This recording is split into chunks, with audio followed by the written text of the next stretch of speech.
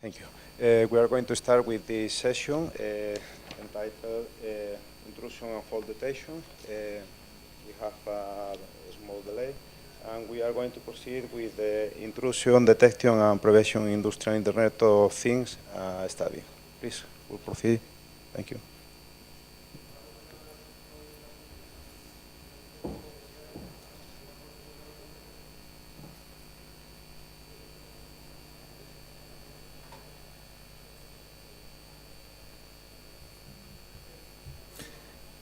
Hello everyone, my name is Nicholas Jeffrey. I'm a PhD student at the University of Oviedo, and I'm here to talk to you today about intrusion detection and prevention in the industrial Internet of Things.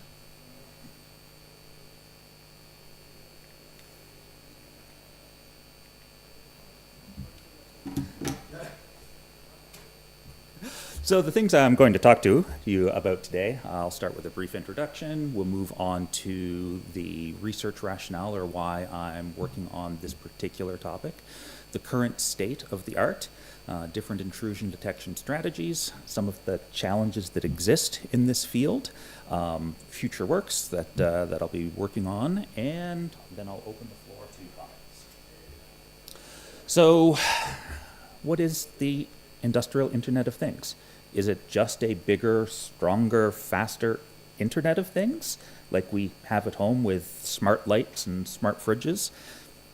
It's not a terrible description, but a more accurate description would be integrated systems that combine cyber components or software components with physical components, like sensors and actuators, like you'll find in industrial processes. Another good way to think of the industrial Internet of Things, or the IIoT, is a merging of information technology networks with operational technology networks. And a lot of the things I'm going to be talking about today are the challenges associated with merging those two distinct or different types of technologies. One thing you might hear a lot in industry, specifically from the industrial side, is SCADA meets the internet, or industrial control systems or industrial control processes getting connected to the internet. And there's a number of terms you might hear thrown around with varying degrees of overlap. The IIoT is also sometimes referred to as Industry 4.0, cyber physical systems, smart anything, smart cities, smart power grid, smart water, smart traffic control systems, etc. So why is this an interesting field of research? It's very rapidly evolving. There's a tremendous number of research opportunities in this field. And if anyone has watched the news over the last 5 years, you'll see there's constantly issues in the news about critical national infrastructure being attacked by malicious actors, power grids, water treatment plants, railway networks, etc. The first large-scale attack of this type happened way back in 2005. It was an attack on the processing facilities in a uranium enrichment plant. And that kind of kicked off an arms race between the operators of these industrial Internet of Things or cyber physical systems or industrial control systems and malicious actors that were attacking them for financial, political, etc., different reasons. So attacks like that have really only accelerated as more and more of these systems do get connected to the internet, and those have got pretty significant economic impacts and impacts on life safety, quality of life. Perhaps the most recent example would be attacks on the Ukraine power grid, specifically in the wintertime, that led to hundreds of thousands of people being without heating in the winter. So what is the current state of intrusion detection for industrial environments? A lot of people think that intrusion detection is a solved problem. We already have everything we need for intrusion detection, and maybe that's true for information technology networks. On traditional IT computer networks, we already have perimeter firewalls that do deep packet inspection, any of the choke points between different networks. We have web application firewalls that make sure we don't have any malicious URLs attacking any of our web-managed devices. We have endpoint detection and response on all of our endpoints. And even if anything does get through all of those different layers of defenses, we have SIEM and SOAR products, security information and event management that tracks and correlates all of the traffic looking for malicious patterns on our network, and to a lesser extent, automated response with SOAR, security orchestration and automated response that fixes or deals with or addresses security or intrusion incidents in real time. And maybe the people that say that's a solved problem are correct from a certain perspective, because it is largely a solved problem for IT networks. The organizations that have trouble with these issues, it's not because they don't have the tools at their disposal, it's that they're not using the tools that exist. That's not really the case on the operational technology side. Those tools, if they even exist at all for operational technology networks, they lag significantly behind the information technology network environments. And a lot of that is for historical reasons and for inertia. Historically, these operational technology networks have been on isolated, fully trusted networks, which allowed them to maybe not worry about any malicious actors because they were air-gapped.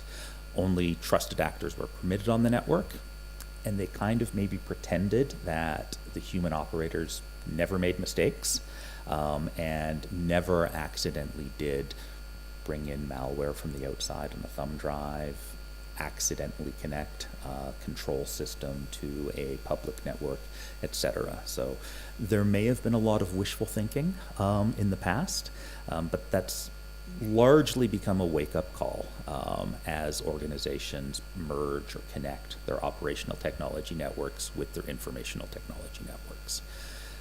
And some of those differing historical priorities are starting to cause a lot of trouble for organizations. And a lot of that is because of differing priorities. So when we're talking about information security in general, all information security rests on three fundamental pillars of confidentiality, integrity, and availability. And IT networks and operational technology networks really have similar goals, but their priorities are opposites.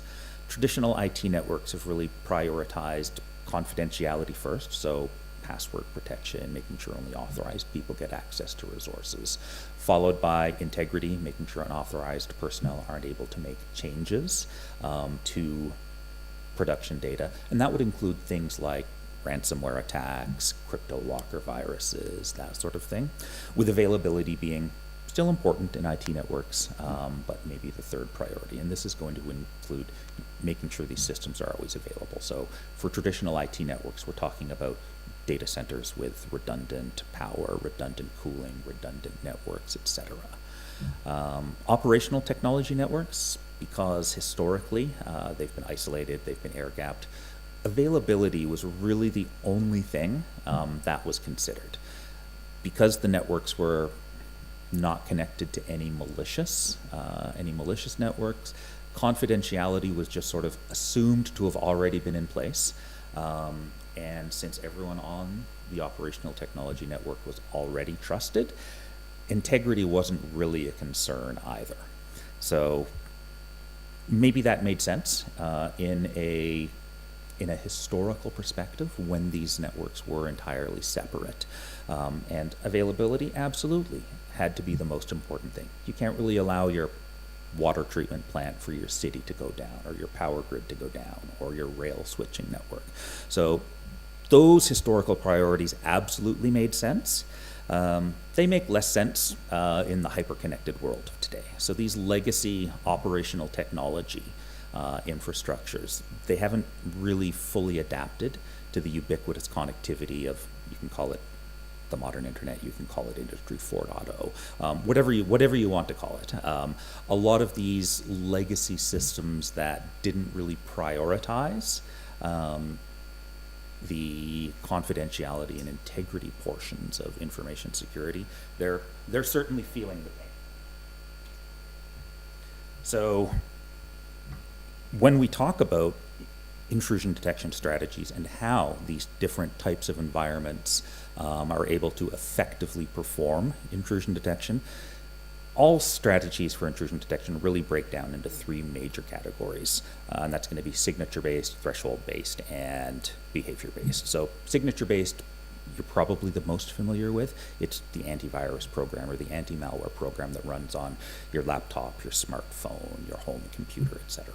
And that works really well in traditional IT networks. They're very homogeneous. It's not like we have 1,000 different types of operating systems that we run on our laptops or our smartphones.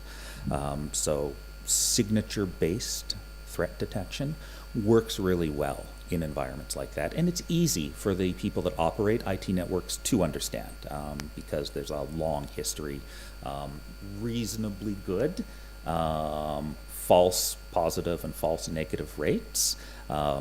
Still not perfect, but reasonably good. Threshold-based detection, much more popular on the operational technology side, and largely that's because the people running these operational technology networks, they're mechanical engineers, they're industrial electricians, they're working with physical infrastructure. And so threshold-based threat detections are things like, are my compressors running at too high of a pressure? Do my pumps turn on too many times in an hour and are exceeding their duty cycles? Are the temperatures getting too high, which may indicate that the system needs to be serviced, lubricated, maintained, etc.? And finally, behavior-based. Behavior-based tends to be where we as researchers like to do all of our investigations. As researchers, we think we just need a better data set. We just need a thorough machine learning model where we can ingest all of this traffic from both the cyber components of these IIoT systems and from the physical components, chew on it all in a machine learning model, and we can spit out a unified threat model that encompasses both the cyber and the physical side of these environments. Industry's not yet on side with that, which is one of the largest problems that we do have right now. All of the research is focusing on behavior-based solutions, while the people operating the IT networks, they're heavily slanted towards signature-based. The people running the operational technology networks, heavily slanted towards threshold-based threat detection, largely for historical inertia reasons. That's what they know the best, and the point solutions that exist for each of those different threat models, they're well understood. There's a lot of different vendors providing solutions to those particular problems. So we end up with point solutions where we have one threat detection model for the IT side of an IIoT environment, and we have another threat detection system for the physical side. Working on a unified model is something that it's been elusive so far, and it's one of the challenges that I'm trying to address. So the reasons we haven't gotten there yet is the operational technology side have different challenges, different priorities. So a false positive or a false negative on an IT network might mean that you can't open a file on a computer, but it's fairly easy to roll back. A false positive on an operational technology network, that's got a much higher cost of failure. You don't want to shut down your power grid because of a false positive or a false negative in your threat detection system. On the OT side, we're also lacking in standardized communication protocols. IT networks, they've long since all gone to Internet Protocol. Operational networks, we still have a bunch of legacy serial-based communication protocols, none of them that were built with security in mind. So encryption typically doesn't exist on these industrial protocols. And the installed base, the lifespan of these systems isn't just 6 months or a year or 2 or 5 years. the power grid in your cities probably was installed 40 years ago, 50 years ago, and it's got a lifespan measured in decades. So swapping these systems out just because they were built in a kinder, gentler age where they weren't exposed to threats constantly, financially just isn't realistic. And so organizations that run these industrial networks just aren't doing it. And finally, it's really hard to test upgrades, patches, fixes on a live physical system. In IT environments, we spin up a virtualized test environment, we run our patches on it, everything is great, then we roll it out to production, no worries. On a physical network, it's not like you have a second water treatment plant or a second power grid that you can test updates on before you roll it out live. Those test beds just don't exist. We're getting a little better as virtualization technologies increase to have small-scale pilot systems or virtual test beds that we can do validation on for different types of threat detection, threat prevention. But it is slow going, largely because these systems, they live for decades. And that's largely what I'm working on as part of my research, is how to get those legacy OT systems talking using standardized protocols with built-in encryption, things that we can integrate, authentication, authorization, non-deniability, into communication on both the IT side and the network side. I'm not the only one. There's a lot of international organizations that are working on coming up with standardized minimum security baselines, but it's slow going. And testing or parallel networks for validating updates, it's coming, but it's slow. And there's very little of this happening out in industry. Most of the virtualized test beds for industrial network testing, most of that is happening in academia. There's limited take-up in industry. So it's an ongoing challenge that we're working on. So fundamentally what I'm working on at the moment is a hybrid threat detection or intrusion detection system that works with the best of breed from each of those different strategies. So on the IT network side, using signature-based intrusion detection methodologies. Everyone understands it, they like using it, they prefer using it. And bringing in the OT side, essentially bringing the OT networks up to speed or letting them play catch up with the IT networks, because honestly that's where most of the intrusion detection engines come from. And integrating machine learning, just because some of these large sensor networks, they're simply too large to address with anything other than AI or big data learning models, just because it's overwhelming for humans. It's overwhelming for humans to process. So we need some sort of AI to separate the signal from the noise, just because there's too many false positives for humans to chase. So there's some promising work in eliminating the false positives from the amount of noise that we have in intrusion detection systems, specifically on the OT side. So that is a brief summary of what I am working on. So I'm going to open the floor up to any questions or comments that you might have. Any questions, comments?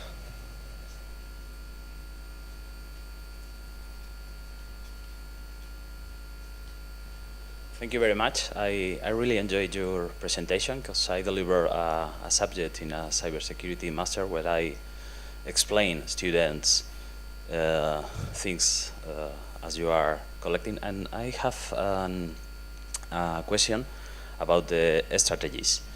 You said that you are planning in future works to use sensor data to gather, I guess, some information that led a machine learning-based model to detect some kind of intrusion. Do you know exactly, or do you have you think in what kind of information are you going to gather? So there's a lot of, I'm going to speak in very preliminary terms because I am working on this, but I don't think it's in a form ready for presentation. But in very general terms, there's a lot of promising work in machine learning, not specifically for intrusion detection, but for financial reasons. Organizations have been using AI to analyze sensor readings specifically for preventative maintenance. Because often these systems that, a large, say, smart manufacturing plant might have thousands, tens of thousands, hundreds of thousands of physical components, valves, actuators, rotors, etc. And there are sensor readings that are coming off of these systems pretty close to real time. Frequently what happens is these components are not on a preventative maintenance schedule. So a rotor gets swapped out when it fails. A pump or a valve gets swapped out when it starts losing pressure or it starts leaking.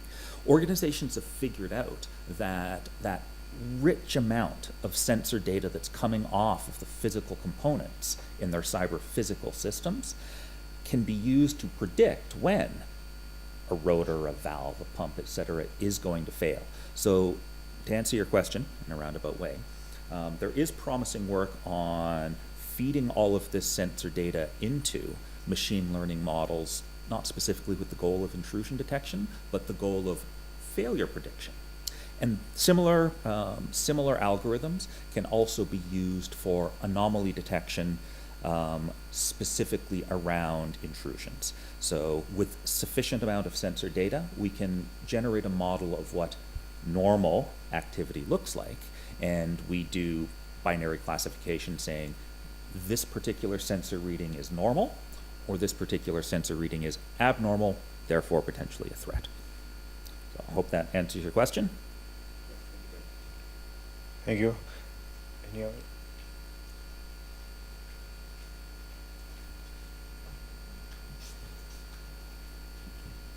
Thank you, Professor. See, I would like to ask you about, do you think that blockchain technology could be a good intervention for these kind of systems? Are you using something like that? There is a small amount of blockchain technology being used in this space, but it was almost so small in my literature analysis that it was essentially a rounding error.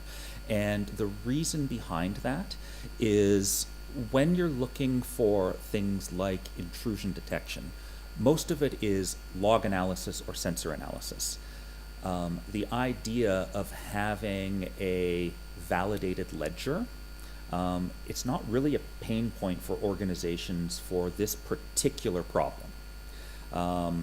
If it was things like power grids that are selling power at different rates depending on demand, absolutely. Huge demand for blockchain in that area because a distributed ledger that is going to multiple customers of the power grid absolutely makes sense. I have not seen much in the way of demand for having the use of blockchain for maintaining things like which is essentially logging data that doesn't need to be shared with multiple parties. So blockchain really shines with sharing that data with multiple parties in a validated and verifiable way, which isn't really a consideration in this particular problem space. And another one, if I may. See, what's the role of the big companies in the standardization of these protocols and everything? Because I assume there are participating. There are. So there are a number of governmental and international organizations involved in setting these standards. So the big ones in North America, it's the National Institute of Standards and Technology. Everyone is probably familiar with them. They design encryption protocols, weights and measures, etc. Very common. In Europe, the largest organization managing that, it's the EU. So the European Union, they're largely in agreement with NIST on the North American side, and transnationally or transcontinentally, the NATO alliance, because NATO has got different national partners from both sides of the Atlantic. So those are the three largest international organizations that are working on these. From the industry side, industry sometimes moves a lot faster than government. So on the industry side, they're big companies, you've heard of them. ExxonMobil is one of the leaders.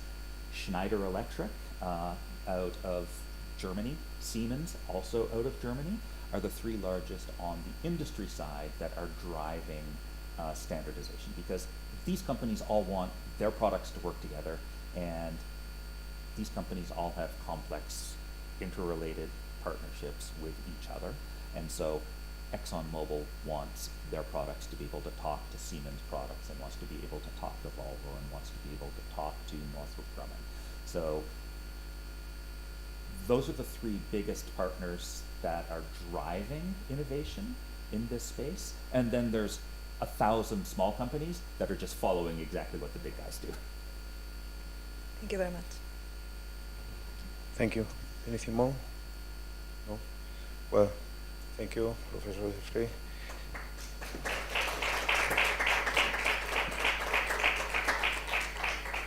Well, the next paper, Systematic Literature Review of Methods Used for SQL Injection Detection Based on Intelligent Algorithms.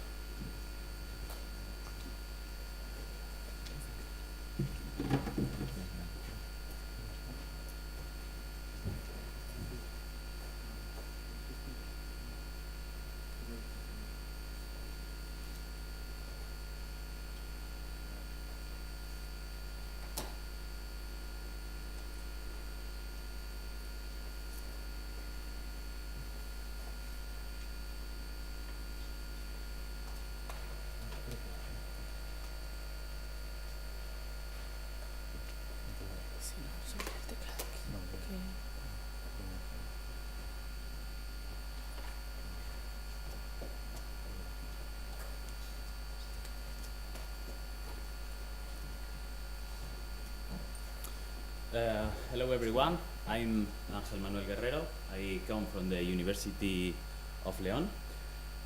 Specifically for the robotics group, I will tell you something about our group in a minute. I came in behalf of Juanjo Navarro. This research is part of his master thesis that I advise. The outline of my presentation, you can see it in the screen. I will start by presenting my research group. Next, I will point out some context data, because I need you to understand that this research is part of a bigger project, and it could be difficult to understand if we don't know all the context. Next, I will start with the systematic literature review by presenting the methodology, the results, and finally, I will pose our conclusions. Regarding our group,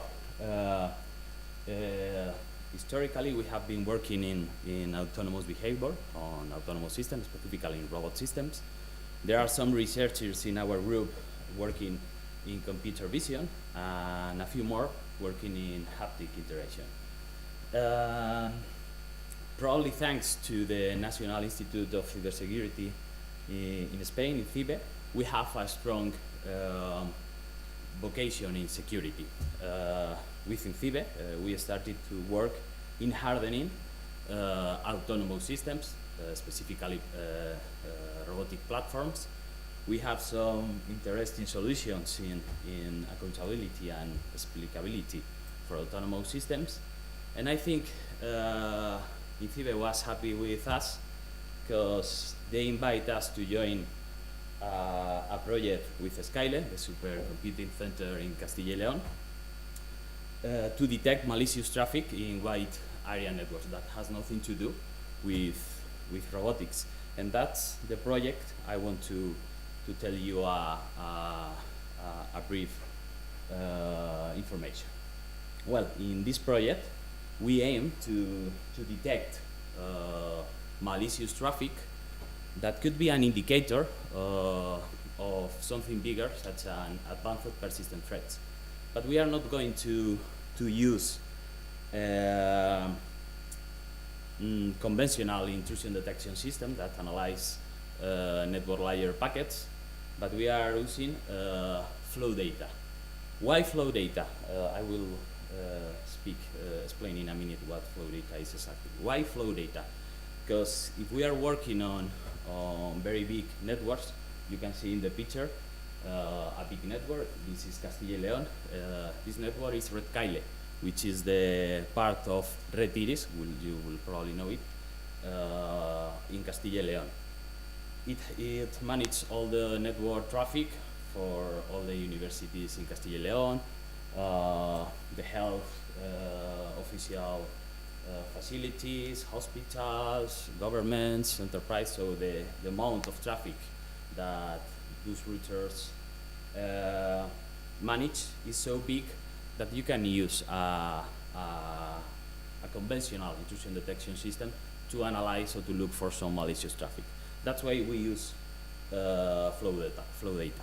These routers usually gather flow data, not for looking for malicious traffic, but for getting some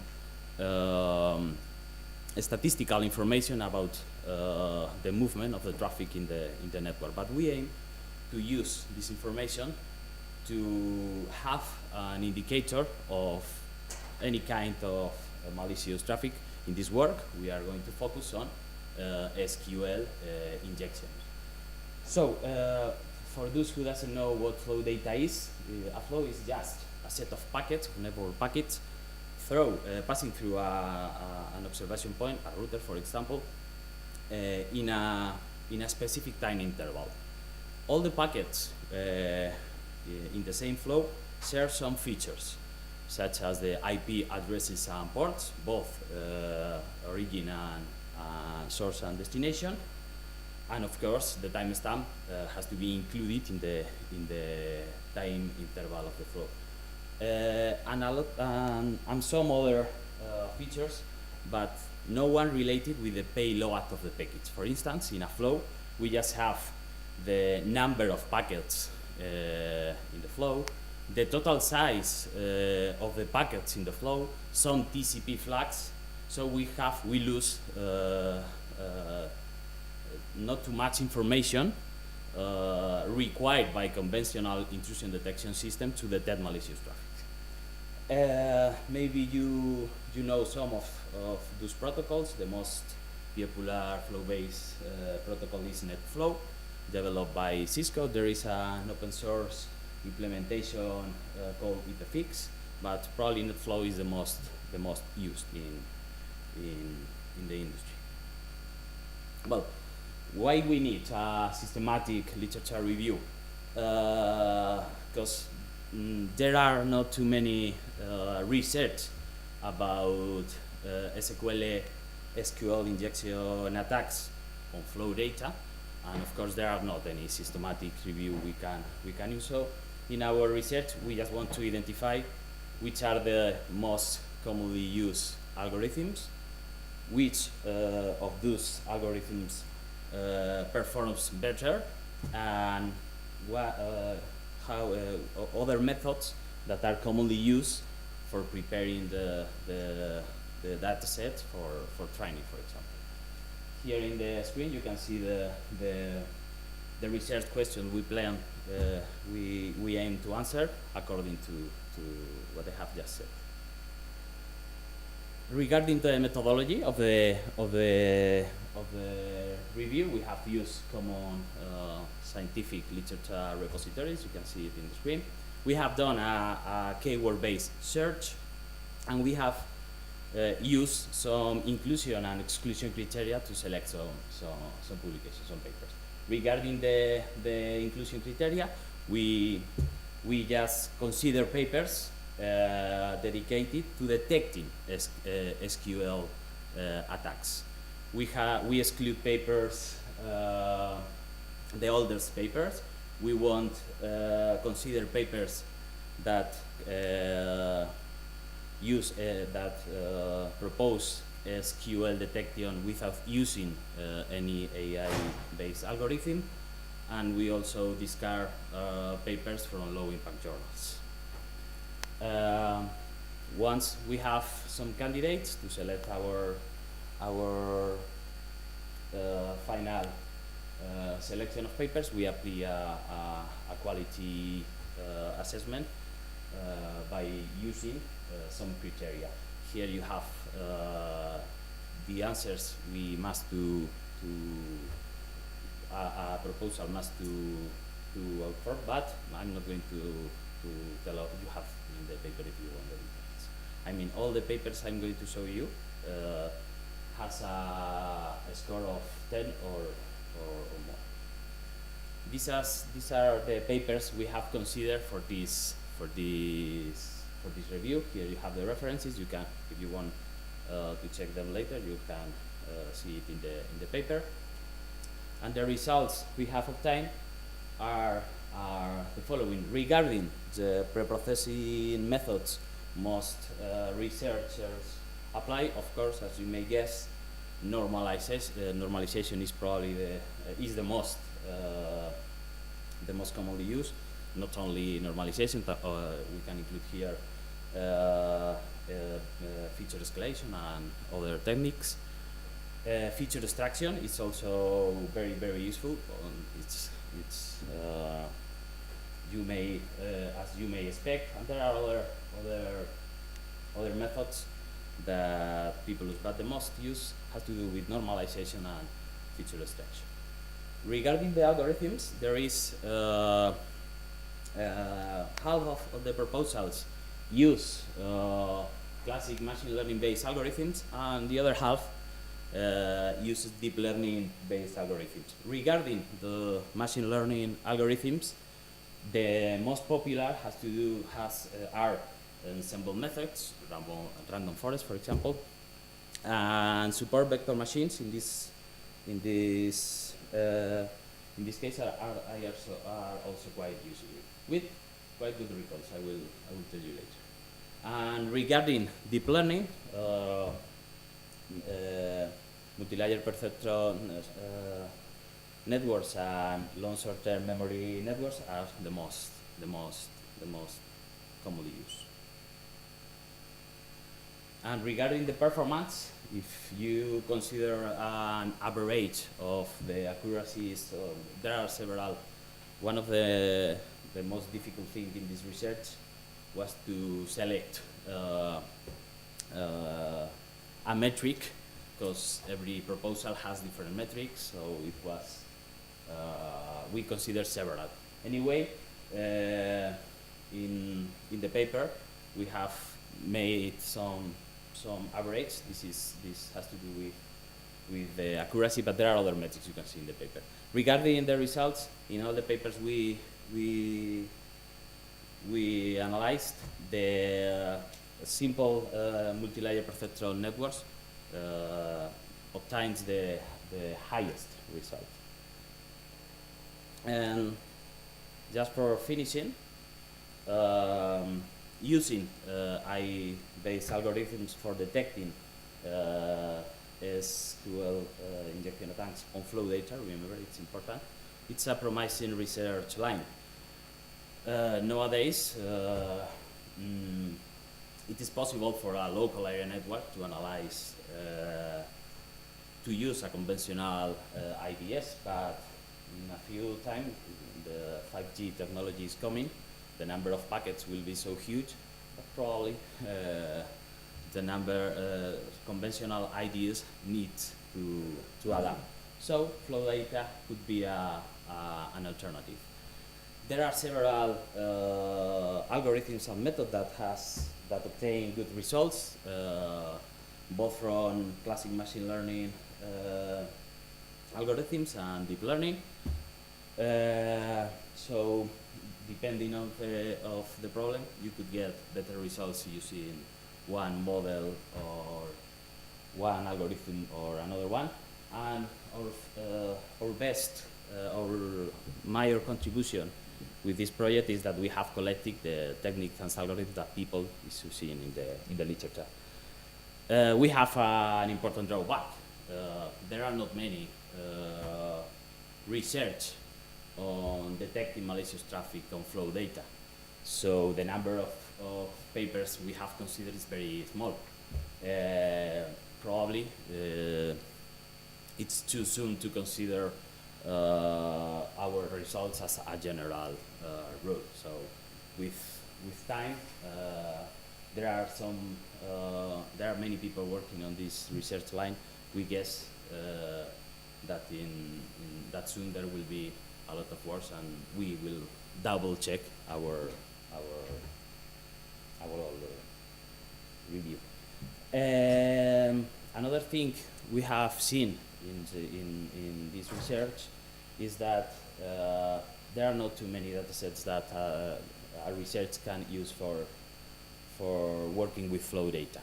Most of the proposals use their own datasets, so it's very difficult to compare the proposals because every research is using his own dataset, and changing the dataset for trying another proposal is usually quite complex.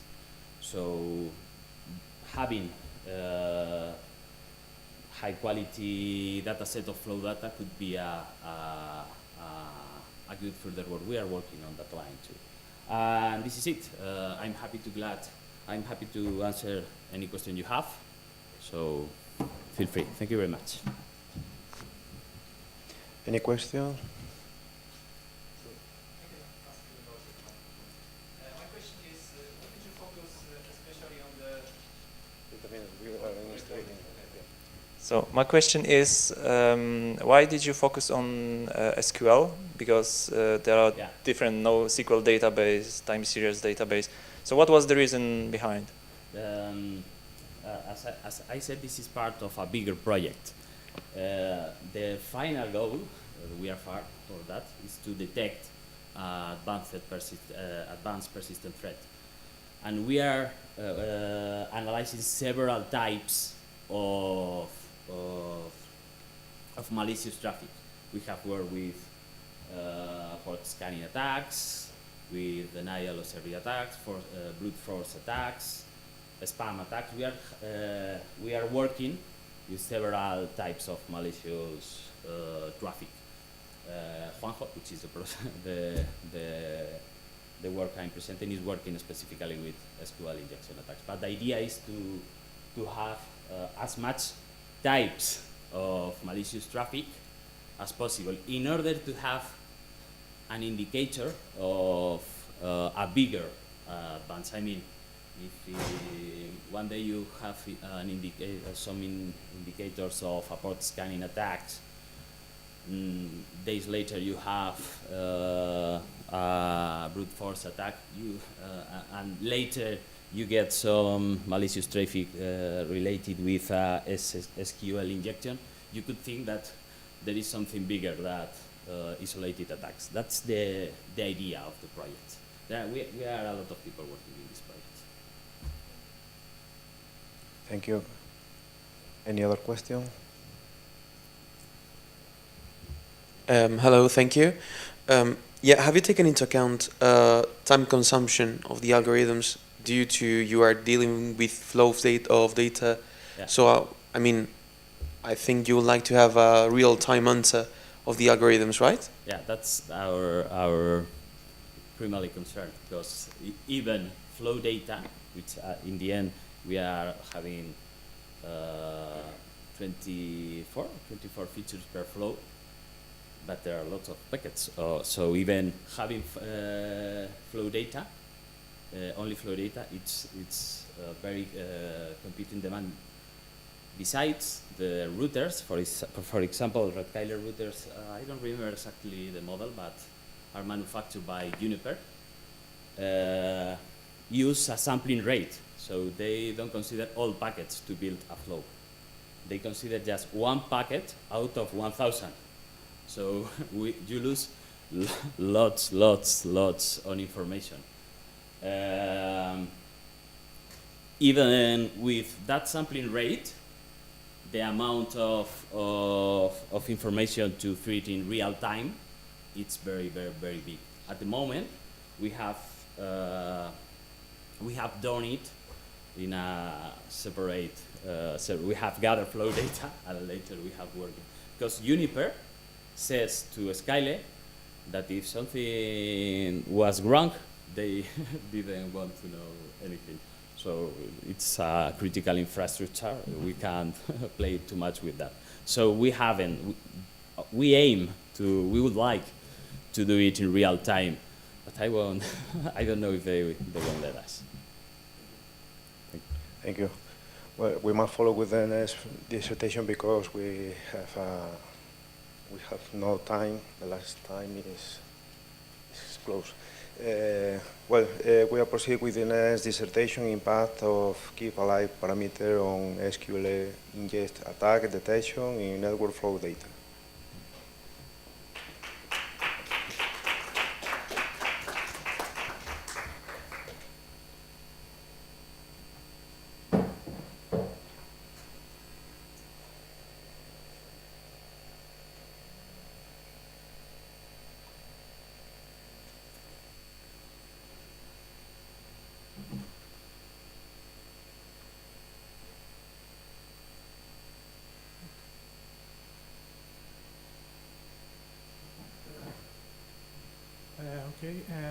Hi to everybody. My name is Ignacio Crespo. I a PhD student in a robotics group of University of León. I'm a technician of communications in supercomputing center in Castilla y León. And I'm going to present the work titled Impact of Keep Alive Parameter in SQL Injection Attack Detection in Network Flow Data. This is the outline that I'm going to follow in this presentation. First of all, a brief introduction. Secondly, the problems, the context, and the main goal in this work. Next, the experimentation that focus in the tool essential to this work. And finally, present the result and the conclusion. Today, I will discussing on a critical topic of concern business, organizations, and users alike. The even increased threat of cyber attacks. As these attacks are becoming numerous and diverse, we will focus on a specific vulnerability that has garnered a lot of attention. The SQL injection attacks. These attacks can grant a malicious actor unauthorized access to databases and potentially sensitive information. And in this presentation, I will delve into the importance of these attacks in the cybersecurity and how machine learning techniques are being used to detect them. As we explore the world of SQL injection attack, we encounter a significant challenge: the high volume of the network traffic. The sheer number of traffic packets make it difficult to analyze all packets for a sense of an attack due to the large computational load involved. To solve this, we turn to a lightweight protocols based on flows, such as net flows, that allow us to examine patterns traffic and identify suspicious behavior. In the literature, we can find multiple researches that employ machine learning techniques to detect SQL injection attacks, analyzing packets. But only one research demonstrated that demonstrated the feasibility to detection SQL injection attacks in network flow data. This research laid the foundation for our own investigation. Our aim is to create a realistic environment for simulating SQL injection attacks while minimizing network noise. That is a challenge. A challenge that holds a great relevance in the world of cybersecurity. To do this, we use a keep alive functionality. The keep alive functionality when the attacks are carried out. Before delivering our study, it's important to understand the keep alive functionality in the context of HTTP communication. Keep alive functionality allows us to maintain a persistent connection between clients and web servers, reducing the overhead to establishing multiple connections for individual requests. However, this functionality can be used by attackers to minimize network noise and evade detection. In the experimentation, first of all, we presented the Dorothea framework that we use to collect network flow data in our study. Dorothea facilitates the creation of interconnected virtual networks to generate and collect network flow data in controlled environment. Basically, we create two interconnected networks by a virtual router that has a sensor that transforms all packets that pass through it into network flow data. In this case, in format of NetFlow.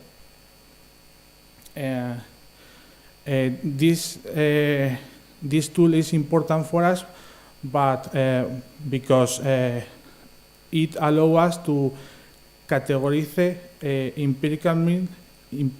empirically the data, and to generate realistic scenarios of attacks. The tool also permits to generate benign traffic, simulating a normal person that works in an enterprise, for example.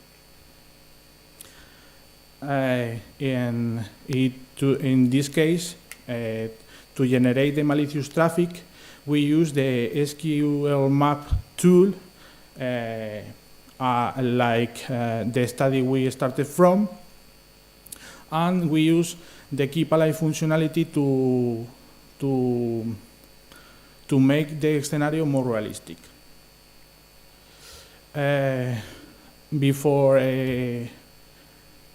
Before start with the results and the conclusion, it's important to know what the metrics are used in our study.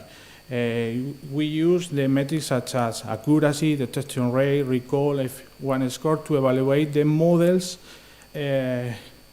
capability in the detection of SQL injection attack.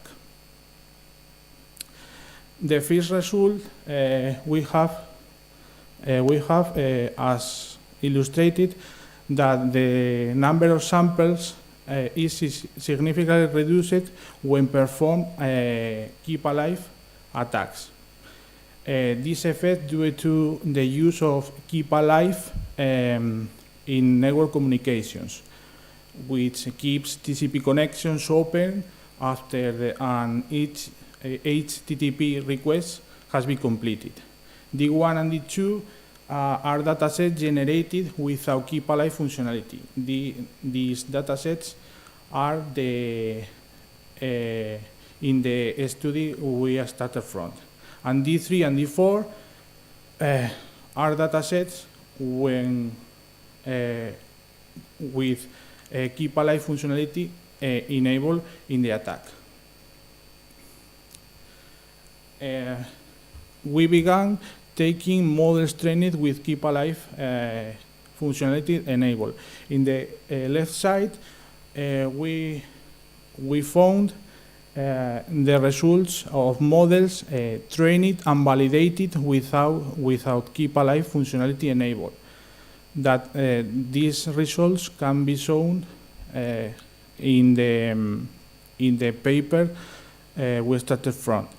And in the right side, the results with keep alive are the same models that the right and that the left side, but in this case are validated with keep alive functionality enabled.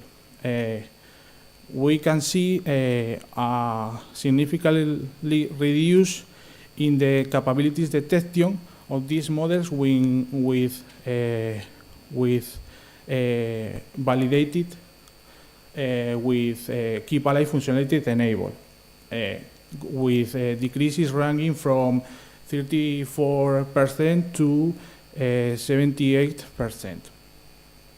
This decrease is important and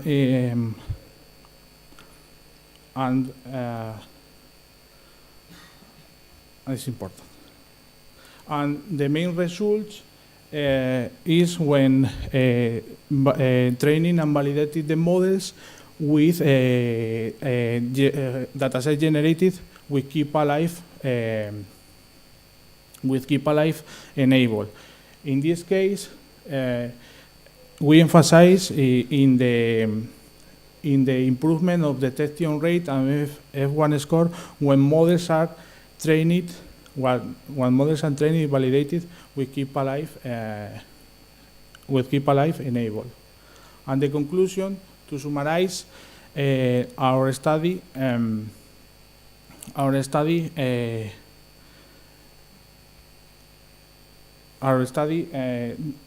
do significant impact of keep alive parameter on SQL injection detection. We observed that attackers can leverage the use of keep alive to evade detection and minimizing network noise. And it's essential to consider keep alive in data generation and model training. And that's all.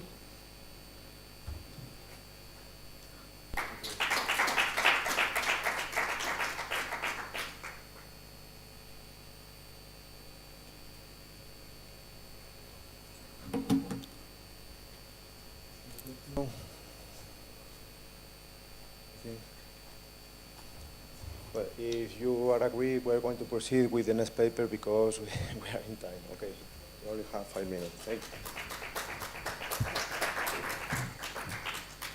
The next paper entitled Warrock, a project approach to the fake news detection problem.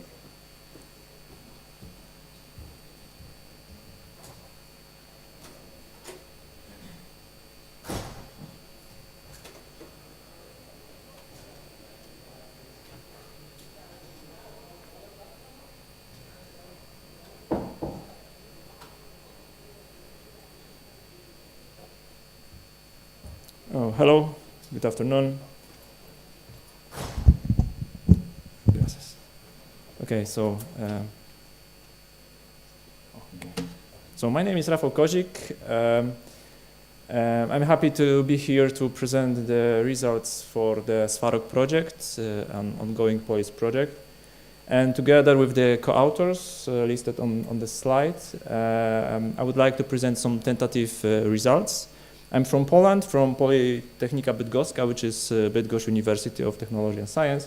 And this is John Pepper with the Wrocław University of Science and Technology. Okay, so the agenda for my presentation is the following. So first I would like to give some context and explain the motivation behind the research. Then I will skip and give some brief details about the Svarog project, the key goals and the motivation. Then I will skip to processing pipeline that we use for the fake news detection. Explain two phases of the project. So because we focus on English data sets, then we switch to Polish annotated data set, and we have our own approach for the annotation, which is intended to address some gaps and limitation of the English data sets. And I will give some conclusion and future works later on. So the motivation is the following. Modern world is full of data, it's obvious. And we need to face with abundant amount of data, information that we need to consume. And the truth is that we cannot validate everything. It is difficult. There is too much of information to process. And the human tendency is that we usually like or appreciate the content that looks visually appealing or appears to be relevant or intriguing. So unintentionally, this way can become the source of fake news, because we usually tend to resubmit, repost, retweet that kind of information which looks like interesting for us, and it looks like relevant. There are also some challenges and some factors that we need to consider. First of all, the media and social media and the traditional media has become an element of state security. So that's true, and this is mostly because during the COVID pandemic we noticed that shift in the way how the traditional media works. So the journalists start to work remotely from the distance and started to rely on online sources. So for them that was difficult to validate all the information they found online. Also, we noticed that currently the impact of the social media is huge, and we have this tendency that the non-expert is often as valid, as important as an expert. So the people who are influenced on the social media sometimes are more relevant than the experts. So the Svarog project is a Polish ongoing research project. We focus on detecting fake news, on maybe not only fake news, but on analyzing the textual content in order to assess the credibility of the text. We have three phases. So we started in 2022. Right now we are in the second phase, and maybe hopefully we'll have the third phase. The consortium is quite small. We have three partners. So as I mentioned, Politechnika Wrocławska, our university, Politechnika Bydgoska, and a private company called Matic. So Wrocław University of Science and Technology is the technical leader. We are the partners, and Matic is some kind of coordinator that is responsible for the whole project. And I need to repeat or stress the fact that we only focus on the text. We have limited resources. We couldn't afford for focusing on video or images. Sorry, not that way. Okay, so the processing pipeline for the fake news detection for text analysis is the following. So we start with the data ingestion, and in different phases of the project, they look a bit different. I will explain this on the next slide. Then we have data normalization, so that we put all the data we have in some consistent way using similar formats, so that we can use it for further processing and eventually for content classification. And at the end, we have some results, which is basically a prediction of the content, of what kind of content its credibility, and have some explanation. So maybe to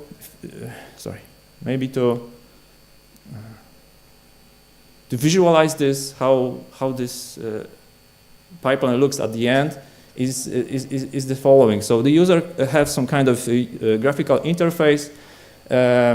She or he can put some query, some text to analysis. He gets the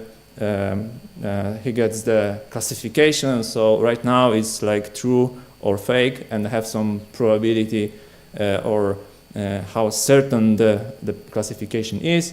We predict the category, and there are several categories like COVID-related, health-related, political news, and that kind of stuff.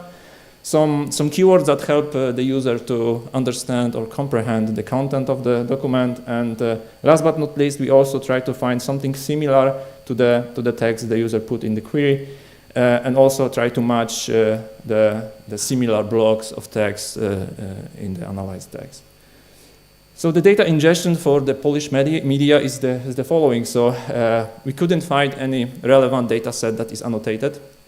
So we needed to develop our own. So we have created different crawlers that collected the data, and then we normalized the data, and finally start working on the content, on the textual content, to develop some text credibility classifiers. For the English, because as I mentioned, the first phase of the project was focused on the English data sets. Right now we switch to Polish. So the English data sets, we try to collect as many as possible data sets. So probably we reached the most of them. And they can be roughly categorized as political data sets, health-related, COVID-related, and that kind of stuff. And they are diverse in the sense of the size, and also diverse in the how specific data samples are big. So they are short sentences, they are longer text, and so on and so forth. As for the content classification, and this is for the English part, so I forgot to say that mostly the English data set, they rely on binary classification. So we have labeled like this piece of text is true, this piece of text is fake. So this is the reason why we, at the end of the classification pipeline, we have binary classification. So we try to say, okay, this is true news with some confidence level. Like here. Actually, we rely heavily on transformers, and here we have the actually ensemble of classifiers. So for different categories, like for COVID-related, we have specific transformer that categorize the content as a true or fake. We also recently used this trick to embed and then the neighborhood, in the sense that sometimes we have short sentences. Like in this example, we have the sentence that the COVID has been created in lab, and the following sentence that it has not been artificially created. This sentence, these two opinions are close to each other because they are concerning the same topic. And this way we can build some additional feature vectors that allows us to further boost the performance, but this is some kind of work we are currently focusing on. As for the results for the English dataset, because we mostly analyze the benchmark datasets, we have been able to reach or in some cases surpass the state-of-the-art solutions. Shortly summarize them. There are some easy to cope with data sets, but some data sets are more challenging, like the liar data set.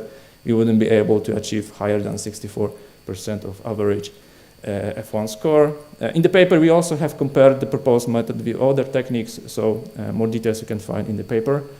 But the key message coming from this analysis was that we may find some limitation of the existing annotation procedures. So most of them are limited to binary classification.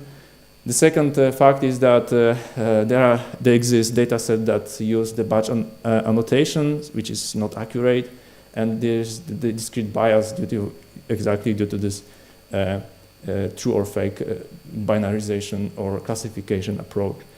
Also, what is important, we don't know much about the expert who annotated those data sets, so we don't know how old are they, what are their political views or opinions, and stuff like that. So that's the limitation that we found. Therefore, the Wrocław University of Technology have developed their strategy for annotating. And in order to do that, they have collected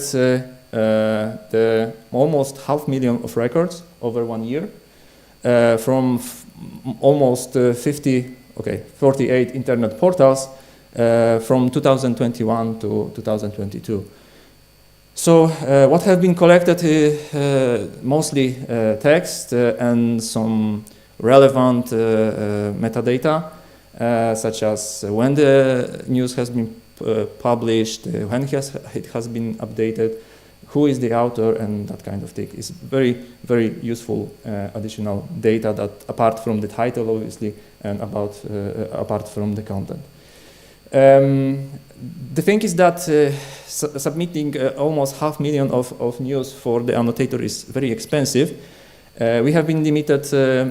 We needed to limit the data set to 40,000, and submitted that kind of annotation package to the annotator.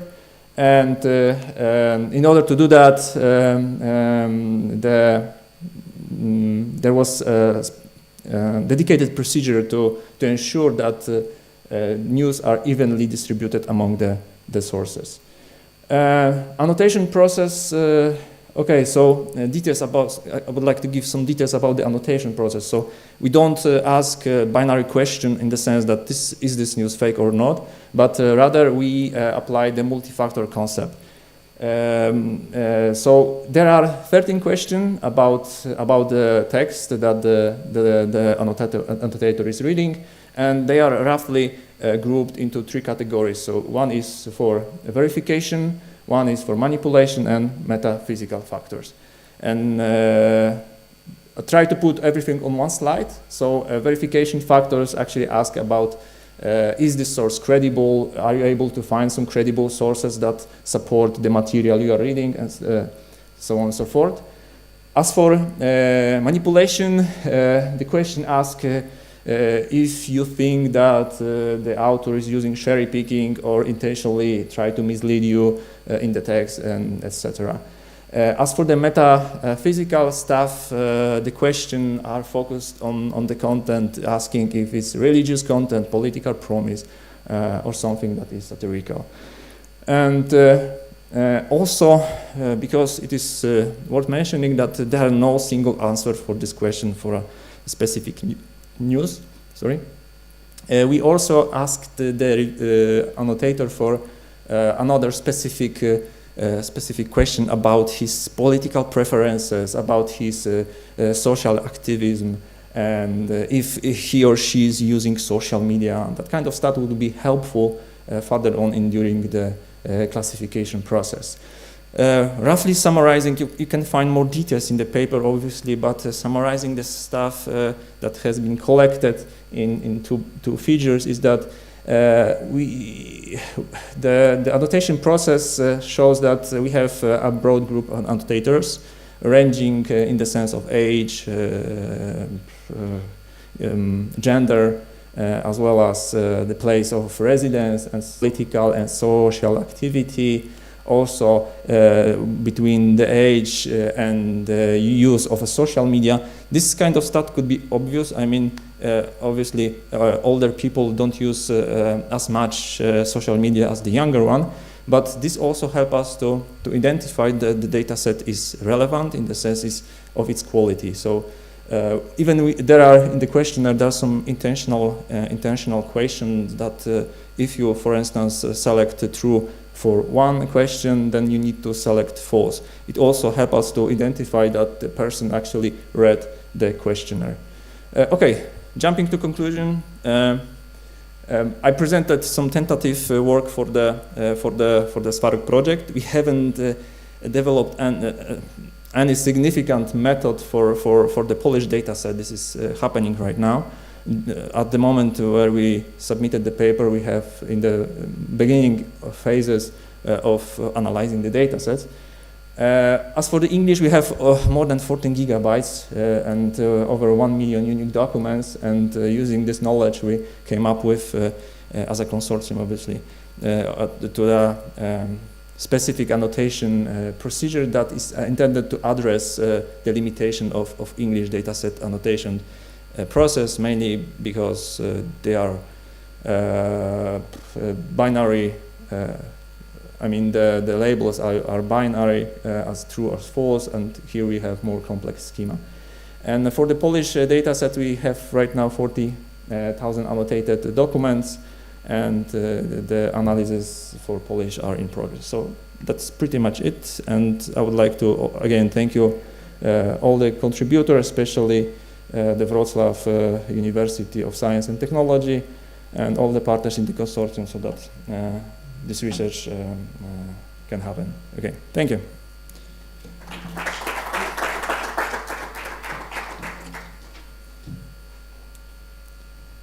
Okay, if there are brief questions, nothing? Well, thank you for attending the conference. Of course, thank you for sending the works, and we could talk at the coffee break or after the lunch, okay, before that. Thank you. Thank you.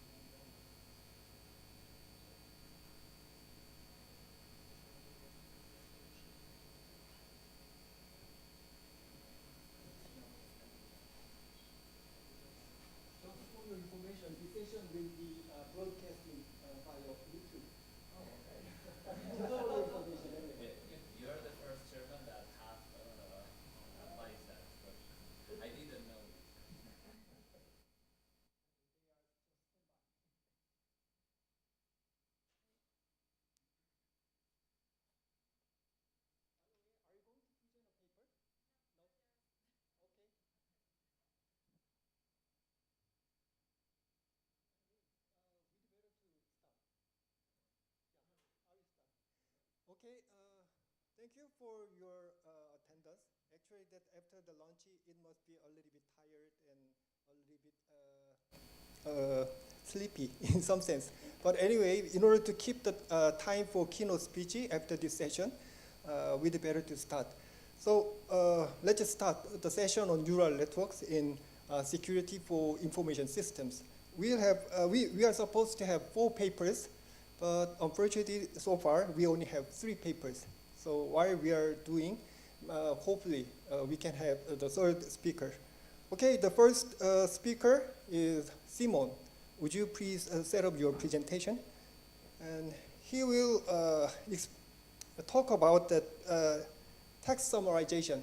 And as far as I know, there are 2 different approaches to text summarization. And especially he is interested in extractive text summarization. Okay, are you ready?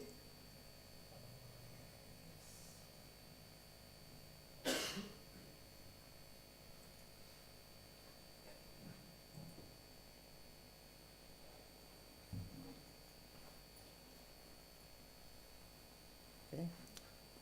So good evening. My name is Szymon Wojciechowski from Wrocław University of Science and Technology. And today I want to tell you about our work with my colleagues, also from my university, Joanna Komorniczak and Kuba Klikowski, and Michał Horaś and Rafał Kozik from Bydgoszcz University, also from Poland. So our research is focusing on analysis of extractive text summarization and the methods as a binary classification problem. So first I will formulate the problem and tell you about the motivation for this work. Then explain how we used our data set and the experimental setup along with the results and conclusions coming from this research. So basically, why do we need to make the summarization of the texts? We are living in the times where the articles and the news are appearing online every day and in an increasing amount. So for most of the readers, we just need the relevant part of the text so we can be informed and we can stay up to date with what's happening in the world.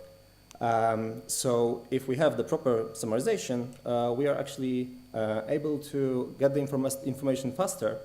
But what it brings us even more, if we can compare the text, if we can compare the sources by the summarization, we can verify our information easier, and we can verify this along multiple sources. So what we are doing here is extractive summary.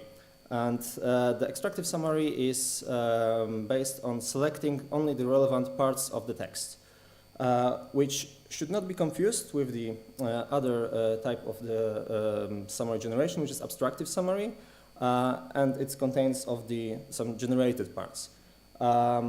Choosing the extractive summary, we decided to formulate this as a classification problem, as we can say that if we have the original text and some summary prepared by a human expert, we can just label the sentences that it should be included in the summary or excluded. We conducted our research on BBC News summary dataset.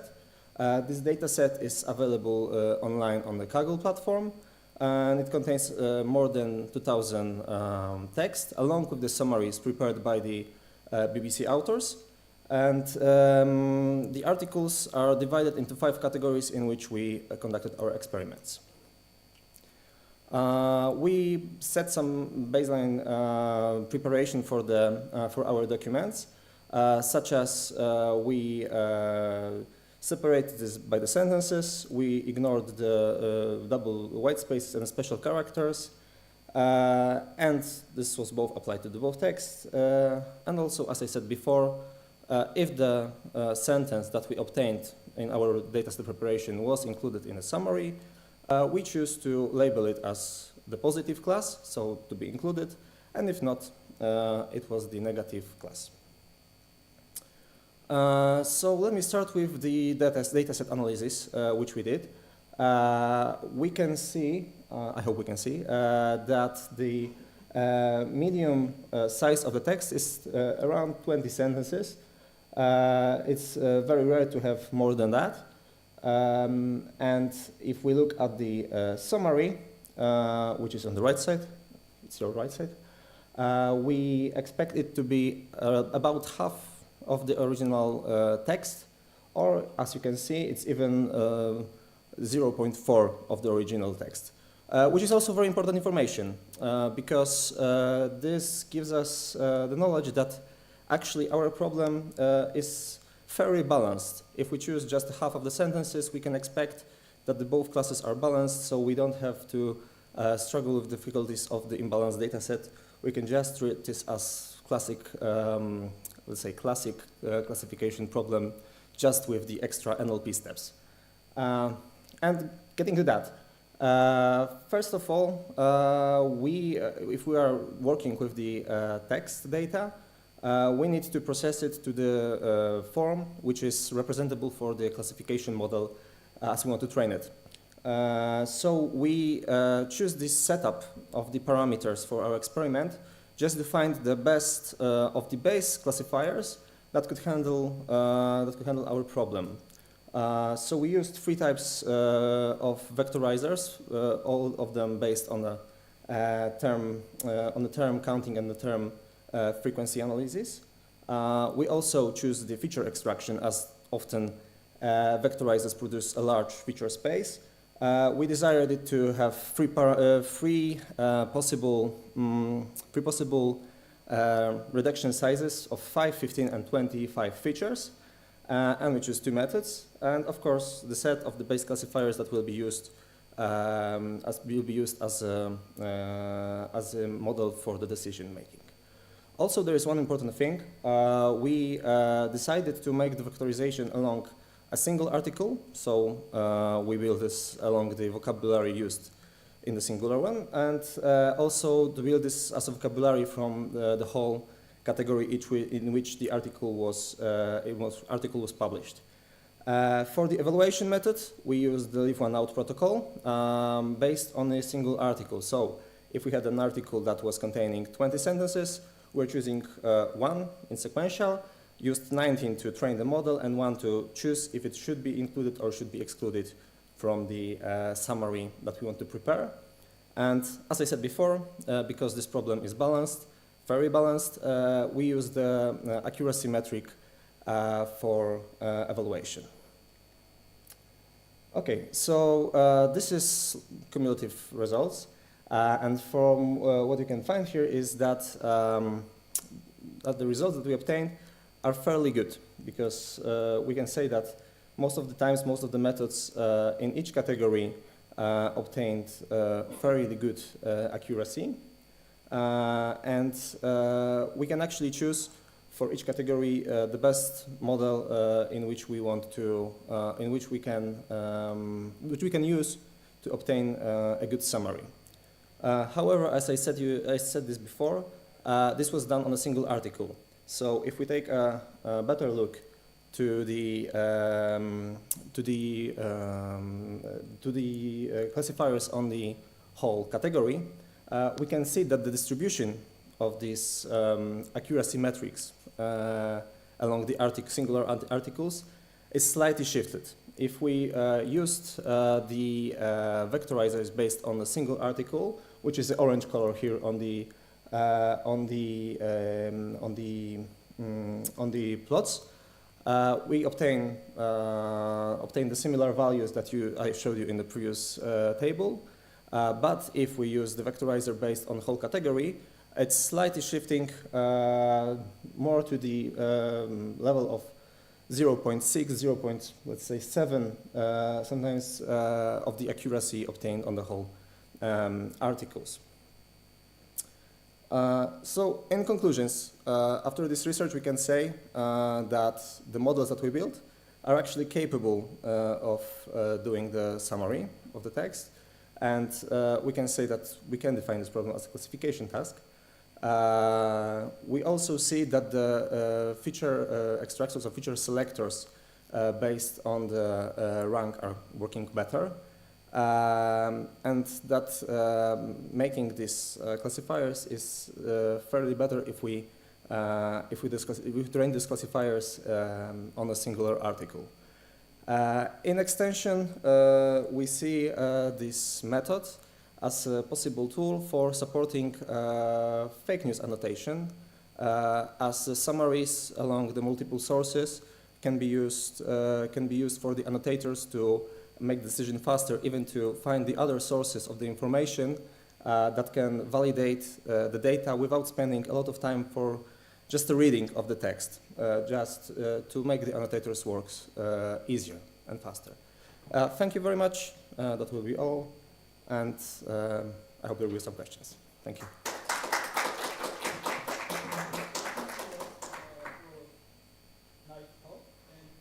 Question? Then, actually, I have one question. It is related with the last item in the conclusion. You mentioned that this work is directly related with detecting fake news or something. Can you explain a little bit more? If we use that summarization, why it can be helpful for detecting fake news? Okay, so basically, to obtain the data set with the fake news annotations, we need to have some human expert which will decide whether it's a fake news or not to check the facts. If our annotator has some sort of database of the texts, he needs to read them all.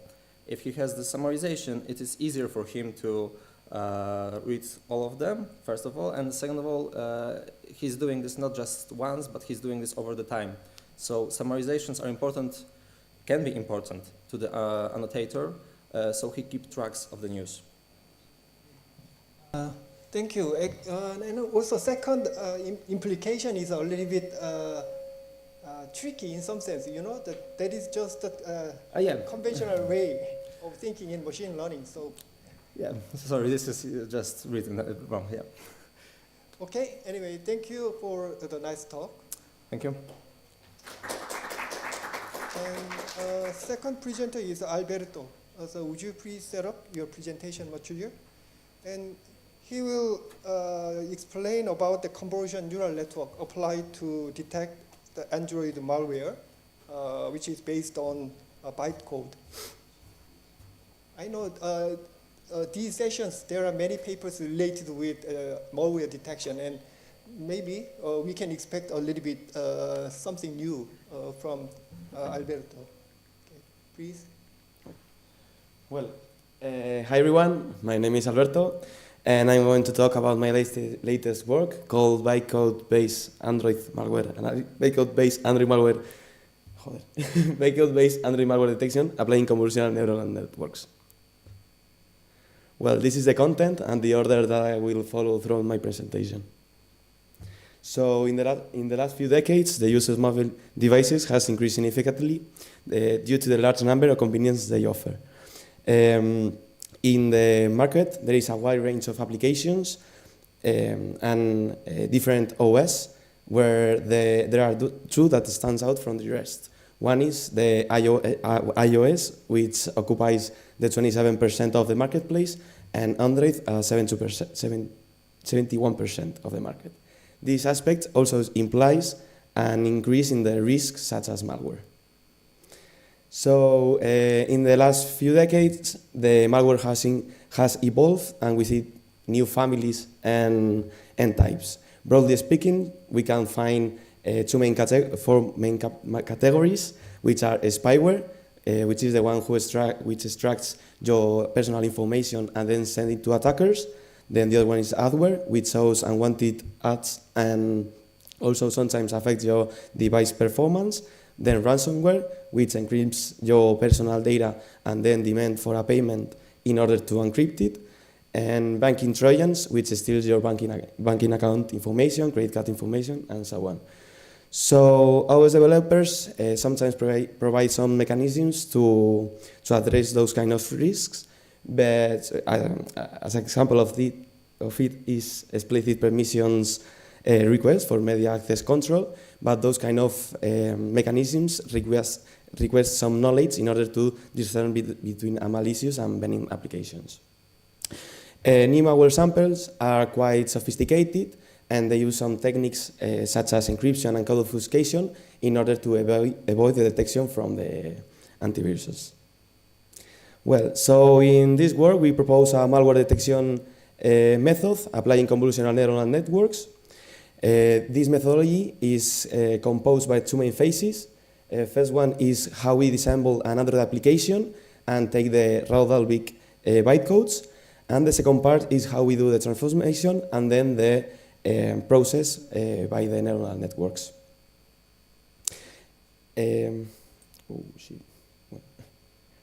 Well, the images are a little bit tricky, but anyways.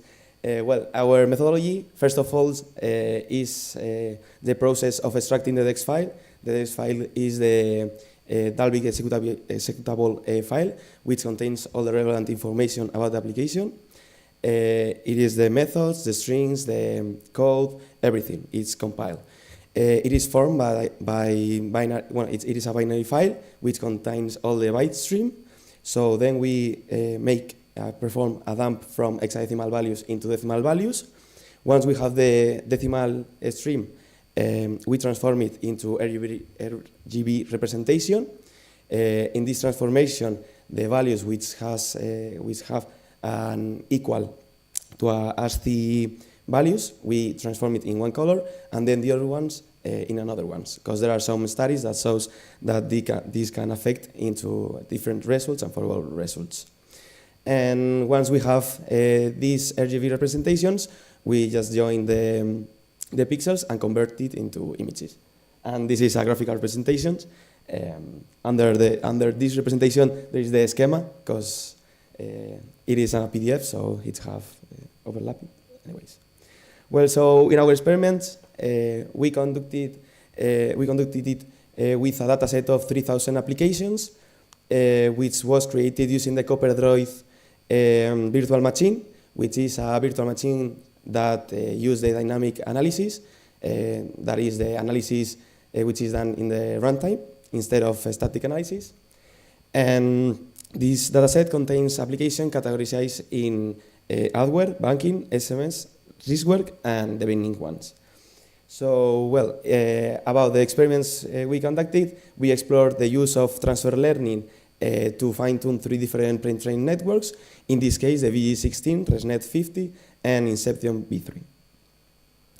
So, in order to assess the performance of our networks, we defined the use of 3 different metrics: precision, recall, and F1 score.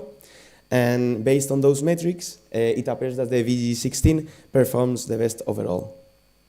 The other ones achieves quite similar results, and after seeing those results, it's quite challenging to determine what case is more crucial, if the false negatives or the false positives. So, well, in conclusion, our research prove the viability of our methodology of using convolutional neural networks to detect malware in Android by transforming all the byte stream information into images and then processing with the neural network. Also, we prove that the potential for this methodology to apply in a real-world scenario. So in the future work, we are planning to explore the explainability of these results in order to know what is the decision-making process that our networks are taking. And furthermore, we aim also to test its effectiveness in detecting it with various subcategories of malware. So those are the references I use throughout my presentation. And that's all. Thank everyone for your attention, and I'm glad to answer any doubt or question or whatever. So thanks, everyone.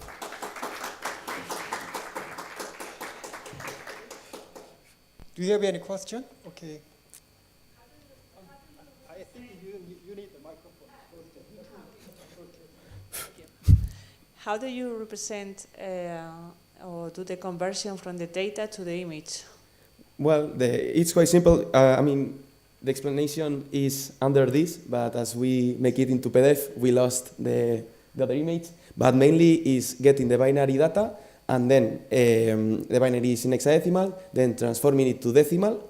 Once we have the stream of decimal, we convert it to RGB representation.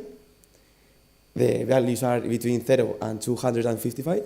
And how do you decide the size of the images and the relation about the rows and columns? Because when you use images, you have the information about all the pattern that like 2D, two-dimensional information. So why you have a one-dimensional problem and change it to a I don't know if I it was an approach to test the use of convolutional networks with images in order to detect malware. And then the easiest way of this was by transforming into images. It was like this. Thank you very much.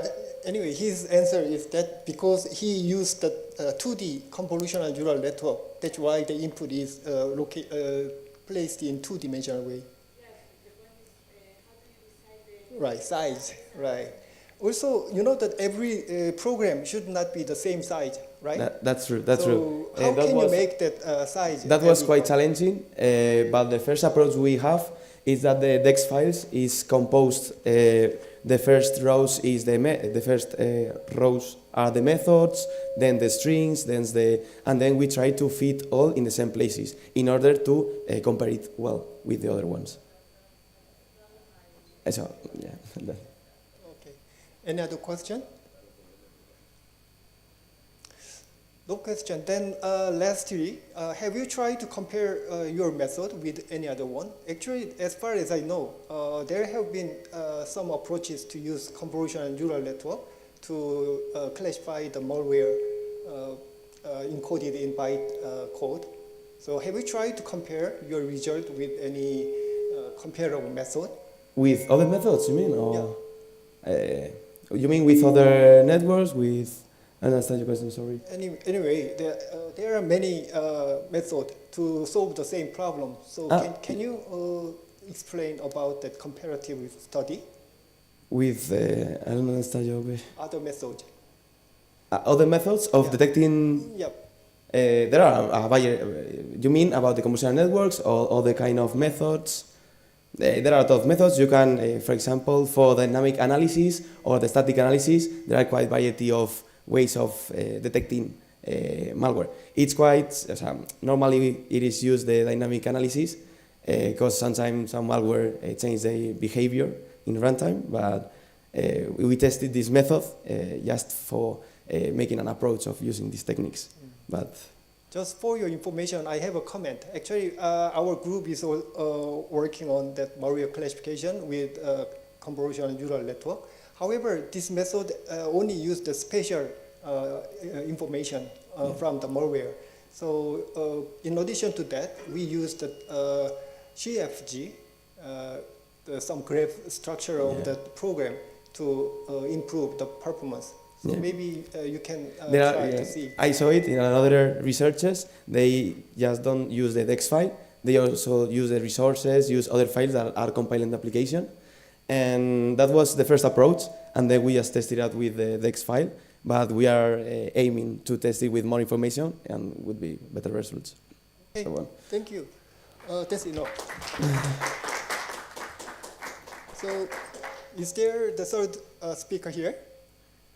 No, then I think we'd better to go on.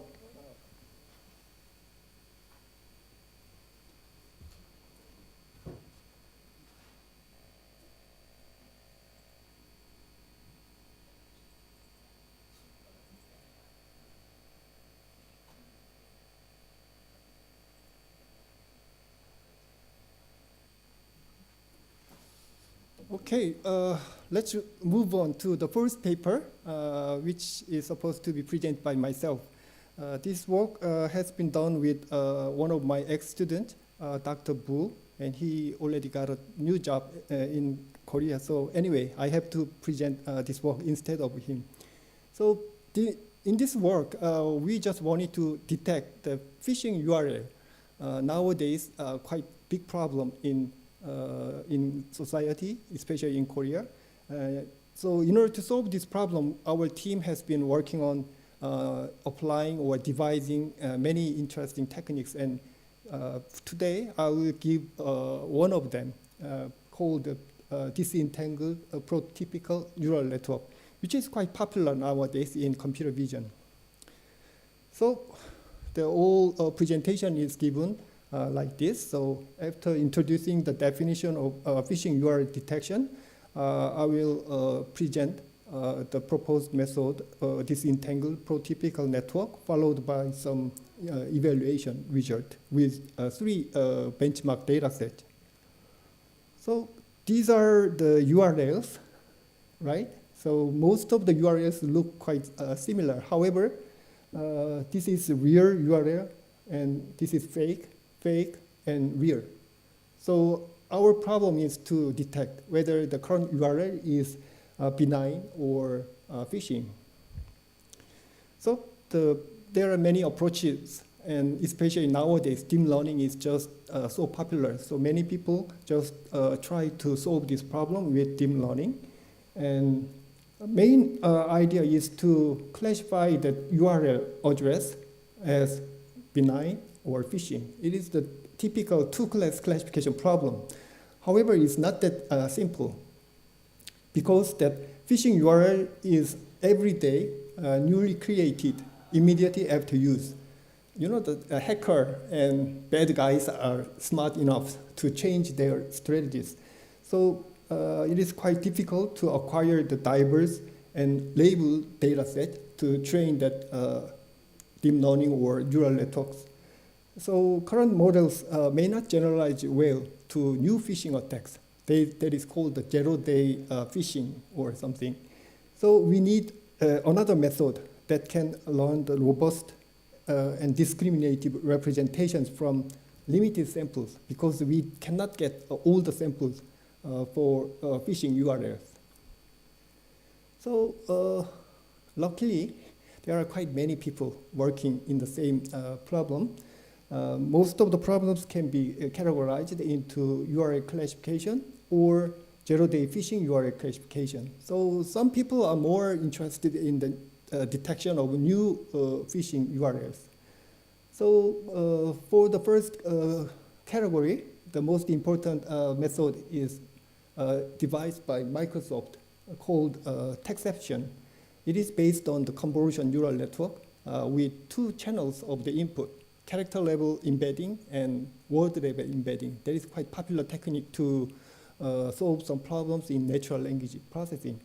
Anyway, the performance-wise, it is the best anyway. And it was published in 2020, 3 years ago.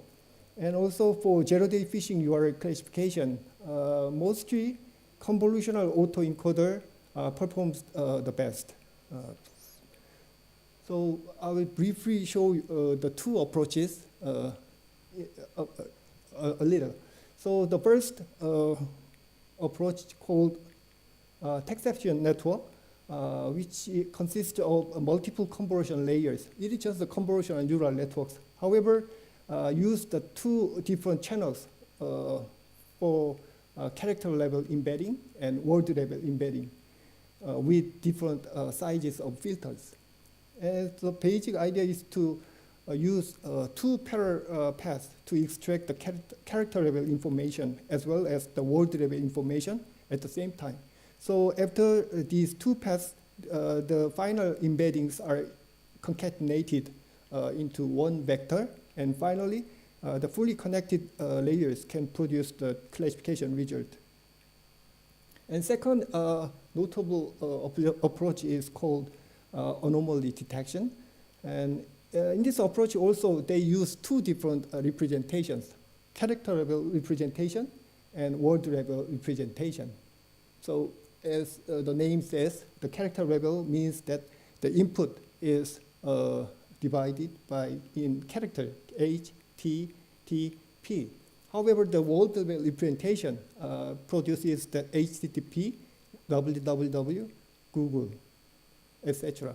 And the general structure looks like this. So basically, the architecture is autoencoder, the encoder, and decoder. And by training this autoencoder, the normal URL can be easily reconstructed. However, abnormal URLs cannot be easily reconstructed. That kind of difference is the key point to detect whether the current URL is benign or phishing. So mostly they try to train the model with large number of normal URLs. In this case, they trained the model autoencoder with 1 million URLs. And as I mentioned before, the reconstruction error is the measure to detect whether the current URL is phishing or not. So anyway, we try to devise that better method to outperform the previous well-known method, which is based on the prototypical network. And the prototypical network is quite popular, as I mentioned before. The main goal is to detect the phishing URL with quite limited number of samples. That is called the few-shot learning in the field of computer vision. So in order to achieve this goal, we'd better to induce large separation between benign and phishing URL samples for enhanced classification with limited samples. Here, that disentanglement is another name of inducing the large separation. And prototypes, we do not store all the samples. So we'd better to figure out the representative samples. That is called the prototype. So this slide, this figure shows that overall architecture. So here, from the URL data set, we get the sequence of characters like this. And we have to apply the character indexing to produce the character level representation. This representation is the representation of one URL.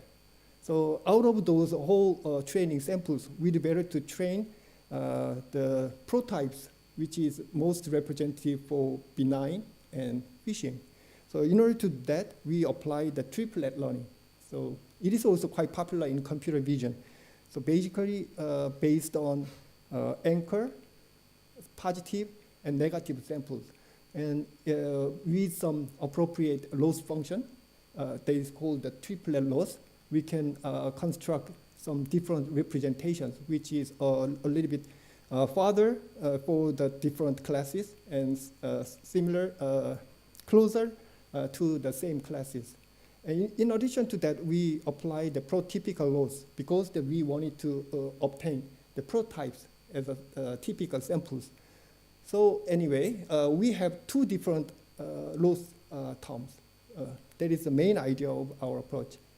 So in the paper, there are many equations and something, so we have to define the terminologies and symbols. And basically, as I mentioned before, we have to devise two different terms. The triplet sampling to maximize the interclass distance and prototyping to minimize the intra-class distance. By utilizing those two measures appropriately, we can get a better loss function like L total is the linear combination of L prototyping and L triplet. Okay? In some sense, this is sort of the typical hybrid approach to utilize two different methods to solve this problem exactly.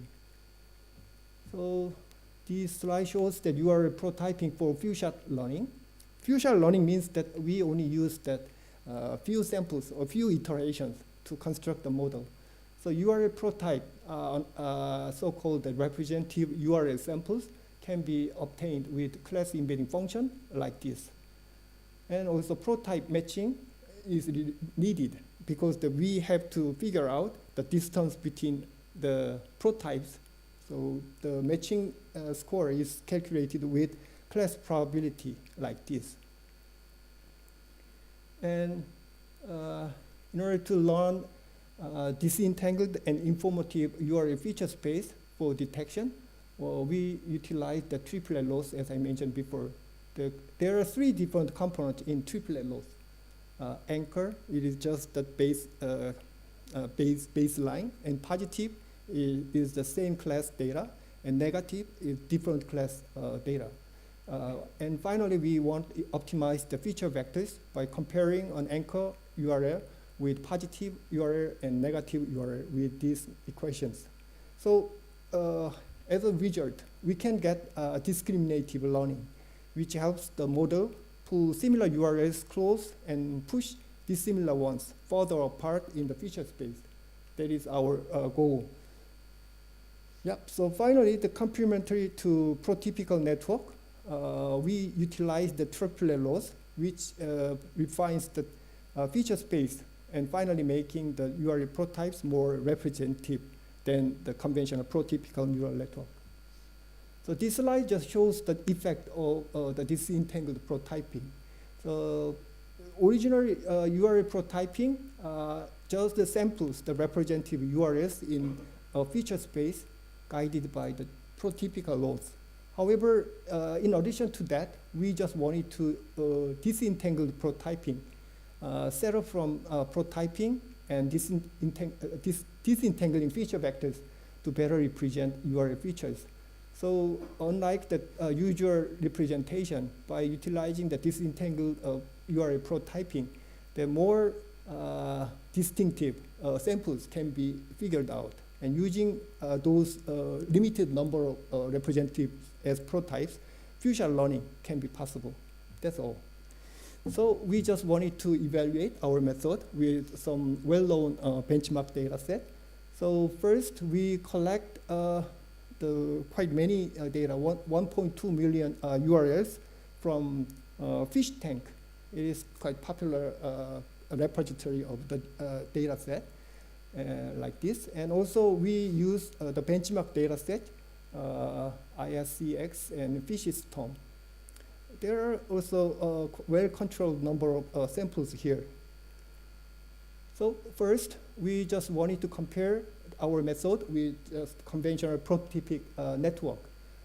As you see, the number in the top means the number of samples. If we just use number of two samples as prototypes, then the conventional prototypical network can produce only 50% accuracy. However, our method, perfect.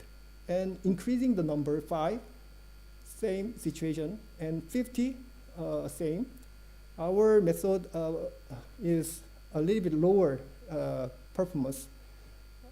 However, 100 and finally the 5,000, still, compared with the conventional method, our method produces the better accuracy. That means that the proposed method offers the exceptional resilience and high accuracy for future learning in phishing URL detection. So especially in the situation of limited number of samples, maybe our method is much viable to solve the problem. And also we try to compare the performance with some competitive method with the 3 different data sets. CNN LSTM is just the conventional method to solve this kind of problem. And also we compare the taxation and also the original prototypical network and logic integrated triplet network. And all the cases, our method produces the best performance in terms of the accuracy and recall. It was quite promising anyway. And also we try to analyze the inside of the representation with TSNE. You know, the T stochastic neighborhood encoding, embedding is quite popular to visualize this kind of data set. So as you see, the input space here, the phishing and benign is a little bit mixed up, a little bit difficult. However, after using the prototyping network, a little bit the same class data set gathered together a little bit. However, by using our disentangled prototypic network, it's quite beautiful, right? Benign and phishing are just sorted in the same area. It was quite promising. So bottom line is that the proposed method provides a more structured and discernible feature space that is quite crucial for real-world applications. Okay, that's all. So we try to solve this problem with many well-known techniques. However, that the way of hybridization is our idea. So maybe we can summarize the contribution as follows. We try to devise the new loss function with triplet loss and prototyping loss to enhance the feature separation for better generalization. And especially this method is powerful when the number of samples are limited in few-shot learning scenario. So we demonstrated the robustness in real-world conditions with limited data in the experiment. Still, we are ongoing to work on to solve the zero-day phishing attack. It's quite a serious problem. So we try to investigate the applicability of our proposed method to other cybersecurity challenges like evolving malware. So malware detection is another topic that we want to deal with. And also, the time complexity is a little bit a problem. I didn't mention anything about the time spent. However, the proposed method requires more overhead in terms of the computational computation. So we try to devise some method to reduce the time cost imposed by the triplet sampling, and potentially through alternative sampling technique or optimization method. That's all. Thank you for your attention. Any question or comment? Okay.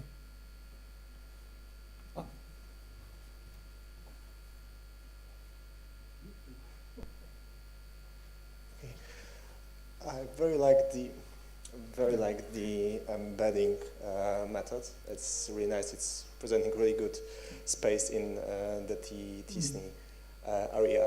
My question is rather about this URL phishing problem. Is this because the phishing URLs are based on the domain and the rest of the address? And my question is whether using just the domain wouldn't be enough, just preprocessing of the text. If there are any studies about this, or is it important to use all the address? Yeah, thank you. Actually, I'm also not that good expert in this area. However, it is, firstly, I also thought like that. You know, just the URL can be easily discriminated with the domains or something, but it was wrong. Sometimes that the phishing URL, the scammer just devise quite similar one. Actually, you know, standard principle, the PD, actually the dot is just missing. That kind of a slight change to the original URLs can give us some difficulty to overcome. So anyway, we need some more sophisticated techniques like machine learning or deep learning, I guess. Thank you. Any other question? No, I think then that's enough. And is there the speaker for the third paper? No, he's no show. We have 20 minutes left before the end of this session, but as I mentioned before, after this session, we'll have the keynote speech in this room. So it is just good for vacant this room before the keynote speech. Okay, thank you for your attention. And after the keynote speech, still the session will be going on. Okay, thank you.